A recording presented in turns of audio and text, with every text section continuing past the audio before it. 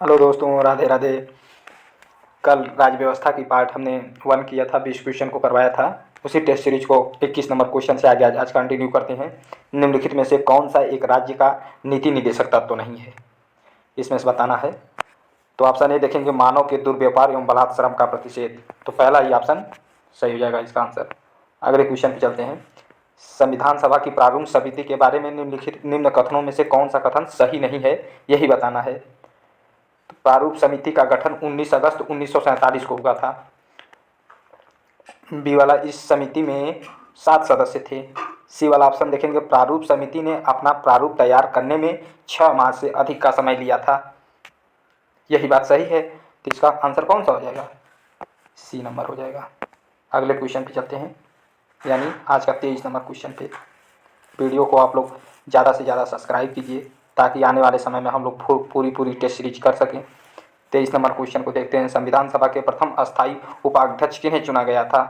तो इसमें से देखेंगे एच सी मुखर्जी को। अगले क्वेश्चन पे चलते हैं। अनुच्छेद 1 में भारत का उल्लेख राज्यों के संघ के रूप में किया गया है, जिसका अभिप्राय है भारतीय संघ राज्यों के बीच हुए समझौते का परिणाम है। दूसरा स्टेटमेंट देखेंगे, किसी भी राज्य को संघ से अलग होने का अधिकार नहीं है। तो इसमें ऑप्शन दिया है नीचे और इसी ऑप्शन के माध्यम से आंसर बताना है। तो इसमें कौन सा हो जाएगा? केवल दूसरा वाला विकल्प, यानी दूसरा वाला स्टेटमेंट सही है, इसलिए बी आंसर हो जाएगा। निम्नलिखित में से कौन सी विशेषता भारतीय संसदीय प्रणाली की नहीं है?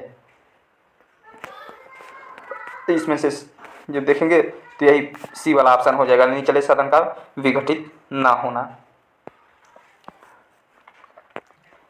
26 नंबर देखते हैं। इसमें कथन दिया हुआ है और कारण दिया है और कूट के माध्यम से इसका आंसर बताना है। कथन देखेंगे, भारत में धर्मनिरपेक्षता की सकारात्मक अवधारणा अपनाई गई। कारण, भारत का समाज बहुधर्मवादी है। तो कोड के माध्यम से इसका आंसर देना है, जिसमें से ऑप्शन ए दिया है, ए आर दोनों सही है। आर ए की व्याख्या करता है। तो इसमें से पहला वाला जो विकल्प है यही सही हो जाएगा। अगले नंबर क्वेश्चन पे चलते हैं, यानी 27 नंबर पे। संविधान के किस अनुच्छेद द्वारा किसी व्यक्ति को ऐसे कर से उन्मुक्ति प्रदान किया गया है जिसकी आय को किसी विशेष धर्म या धार्मिक संप्रदाय की अभिवृद्धि हेतु प्रयोग किया जा रहा है? तो इसमें से कौन सा आर्टिकल हो जाएगा? आर्टिकल 27 आप लोगों को याद ही होगा। अगले क्वेश्चन चलते हैं, 28 नंबर। निम्नलिखित में से किसने कहा कि भारतीय संविधान भाषा और वस्तु दोनों ही तरह से 1935 के अधिनियम की नकल है? तो इसमें से आइवर जेनिंग्स हो जाएंगे, के सी मुखर्जी, एन श्रीनिवासन, के टी शाह। तो यह बात किसने कही थी, यही इस क्वेश्चन में आंसर बताना है। तो इसका एन श्रीनिवासन जी हो जाएंगे। तो 29 नंबर क्वेश्चन पे चलते हैं। निम्नलिखित में से कौन से तत्व भारतीय संघात्मक व्यवस्था के एकात्मक चरित्र को प्रकट करते हैं? एकीकृत न्याय व्यवस्था, स्वतंत्र न्यायपालिका, आपातकालीन उपबंध, एकल नागरिकता। तो इसमें से आंसर जो है यही 1 2 3 4 1 3 4 हो जाएगा, यानी सी वाला विकल्प। अगले क्वेश्चन पे चलते हैं। भारतीय संविधान की चौथी अनुसूची के संबंध में कौन सा कथन सत्य है, यही बताना है इसमें। तो देखेंगे, संघ एवं राज्यों के मध्य शक्तियों का विवरण इसमें सूचीबद्ध है। जनजाति क्षेत्रों का प्रशासन, सूचीबद्ध भाषाएं, राज्यसभा में स्थानों का आवंटन। डी वाला विकल्प सही हो जाएगा। अगले क्वेश्चन पे चलते हैं। सूची 1 को सूची 2 से सुमेलित करना है। यहाँ पे एक तरफ विषय दिया हुआ है, एक तरफ अनुच्छेद दिए हुए हैं।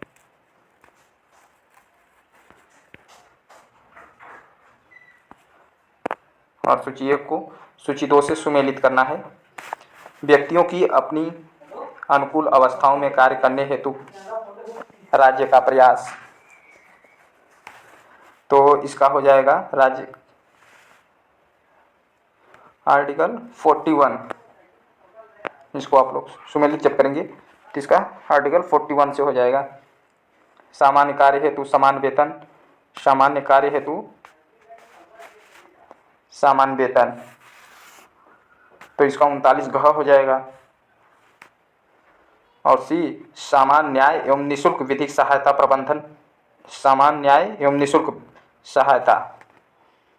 तो इसका 39 के हो जाएगा। और प्रबंधन में कर्मचारियों को भागीदारी बनाना, तो इसका 43 के हो जाएगा।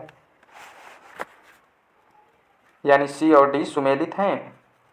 तो इसका आंसर चलिए देखते हैं क्या होता है।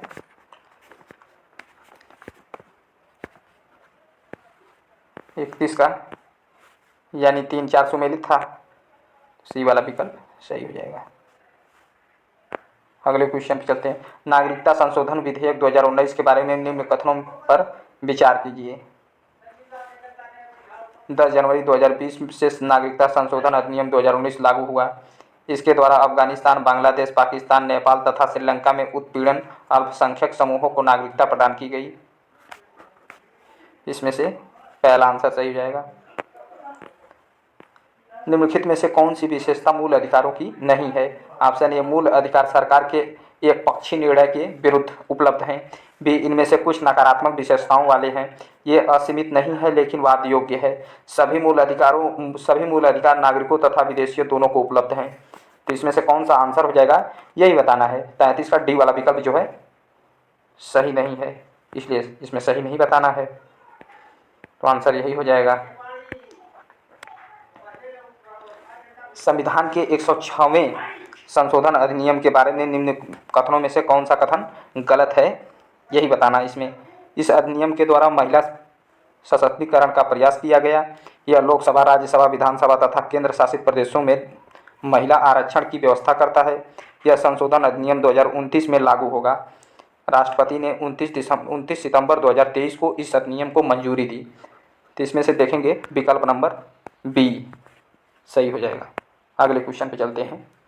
निम्नलिखित में से नीति निर्देशक तत्वों का कौन सा अनुच्छेद 42वें संविधान संशोधन अधिनियम द्वारा नहीं जोड़ा गया? तो इसमें से देखते ही आंसर आप लोग बता देंगे तुरंत, तो इसलिए आगे क्वेश्चन चलते हैं। निम्न में से कौन सा मौलिक अधिकार नहीं है? ये भी बिल्कुल सरल है। मौलिक अधिकार नहीं है समान कार्य के लिए समान वेतन। राज्य के नीति निर्देशक तत्व हैं ये, DPSP। अगले क्वेश्चन पे चलते हैं। निम्न में से कौन भारतीय संविधान के अंतर्गत मौलिक कर्तव्यों में सम्मिलित नहीं है? देश की रक्षा करना एवं राष्ट्र की सेवा करना। बी, सार्वजनिक संपत्ति को सुरक्षित रखना एवं हिंसा से दूर रहना। आयकर अदा करना। डी, वैज्ञानिक मनोदशा और खोज की भावना का विकास करना। तो इसमें से कौन सा विकल्प सही हो जाएगा? सी वाला। निम्नलिखित कथनों पर विचार कीजिए। समान नागरिक संहिता, छोटे परिवार का मानदंड, समान कार्य के लिए समान वेतन, प्राथमिक स्तर पर मातृभाषा में शिक्षा। उपरोक्त में से कौन सा से संविधान में वर्णित नीति निर्देशक तत्व सिद्धांतों में सम्मिलित हैं यही बताना है इसमें से। तो इसमें से कौन सा सम्मिलित है? 1 और 3, यानी सी वाला विकल्प सही हो जाएगा। अगले नंबर क्वेश्चन पे चलते हैं। वीडियो को ज़्यादा से ज़्यादा सब्सक्राइब कीजिए और अपने दोस्तों में शेयर कीजिए। 39 नंबर क्वेश्चन पे चलते हैं। इसमें कथन दिया हुआ है और कारण दिया हुआ है, और कथन के माध्यम कोड के माध्यम से इसका आंसर लगाना है। भारत को विभक्त राज्यों का अविभाज्य संघ कहा जाता है। संविधान द्वारा राज्य के अस्तित्व को गारंटी प्रदान नहीं की गई।